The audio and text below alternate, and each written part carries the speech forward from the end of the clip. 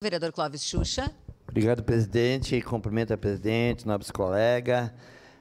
Esse pedido de informação, esse requerimento aí pela bancada do PT, acho muito válido, porque eu entendo que a cidade de Caxias do Sul sofreu muito.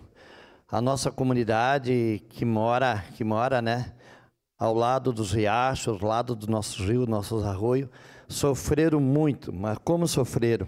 As empresas também que se estabeleceram ao lado dos caminhos das águas, que eu sempre falo, também sofreram com alagamento, perderam muita coisa.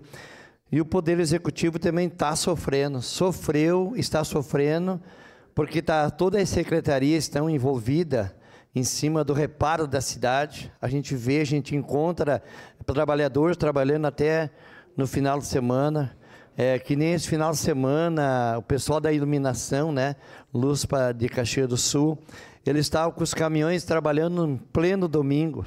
Também encontrei outra secretaria trabalhando em pleno domingo. Então a cidade ficou devastada, entenda, o povo entende, a nossa comunidade entende, os empresários entenderam, até foram passar para ajudar, recuperar a cidade. Ela ficou devastada, muitas lâmpadas queimadas devido a essa grande chuva, muitas bocas de lobo. O lixo também, que eu trabalhei aí como bairro limpo, e também vi que há uma necessidade da comunidade também participar desse processo de recolher o lixo ou botar no dia certo. Entupiu muitas bocas de lobo. Então, eu vou votar sim nesse requerimento, mas eu entendo que a cidade está sendo refeita. É claro que demora para fazer bem feito, demora, estamos trabalhando bastante em cima. Eu vejo a secretaria na rua trabalhando para recuperar a cidade.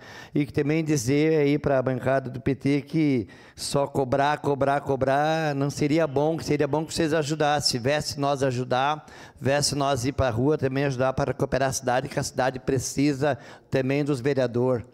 Obrigado, presidente. Declaração de voto.